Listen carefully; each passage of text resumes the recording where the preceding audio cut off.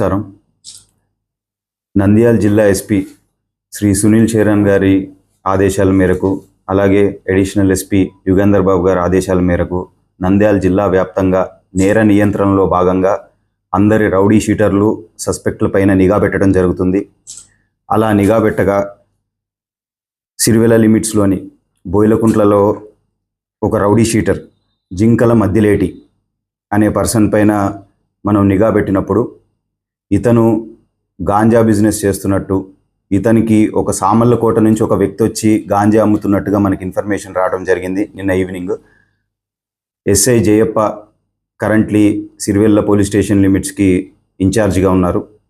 So ఆ information వచ్చిన మేరకు వెంటనే ఆ కన్సర్న్ లొకేషన్కి వెళ్ళటం జరిగింది, కాశీనారాయణ రెడ్డి ఆశ్రమం దగ్గరికి ఈవినింగ్ 4 o'clock. అక్కడ ఈ జింకల మద్దిలేటి మరికొంతమంది అక్కడ గాంజా తీసుకుంటూ ఉండగా చూసి వెంటనే అక్కడ వాళ్ళని పట్టుకోవడం జరిగింది.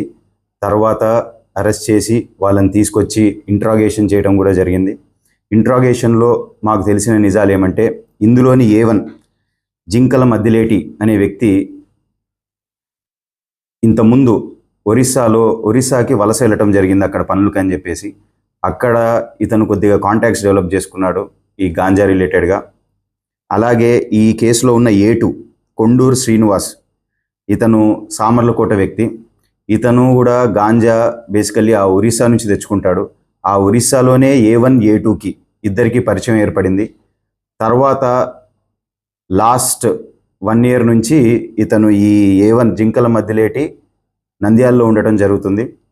ఇతనికి గాంజా బేసికల్లీ A2 కొండూరు శ్రీనివాస్ అనే వ్యక్తి సామర్లకోట నుంచి, అంటే he will take from Orissa, తర్వాత ఆ సామర్లకోట దగ్గర నుంచి మన దగ్గరికి నంద్యాలకు వచ్చి ఈ A1 జింకల మద్దిలేటికి ఇవ్వడం జరుగుతుంది. ఇతను ఇంకొంతమందికి, వాళ్ళకి తెలిసిన వ్యక్తులకి ఇంకొంతమందికి అమ్మటం జరుగుతుంది. ఈ కేసులో ముద్దాయిలు వచ్చేసి టోటల్ 5 people. ఇందాక చెప్పినట్టుగా A1 Jinkala Maddileti, is from Boyilakuntla. A2 Konduru Srinivas, ఇతను సామర్లకోట నుంచి A1కి ఇచ్చే వ్యక్తి గాంజా. అండ్ A3 గురుస్వామి, బోయిలకుంట్లకు సంబంధించిన వ్యక్తి. A4 షేక్ అబ్దుల్ నబీ, మాధవపురం చెందిన వ్యక్తి. A5 గఫార్ బేగ్, పెద్ద కందుకూరులో ఉండే ఆలగడ్డకి సంబంధించిన పెద్ద కందుకూరు విలేజ్లోని వ్యక్తి ఇతను.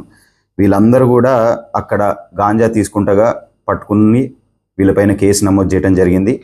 ఈరోజు వీళ్ళని మనము రిమాండ్ కూడా పెట్టడం జరుగుతుంది.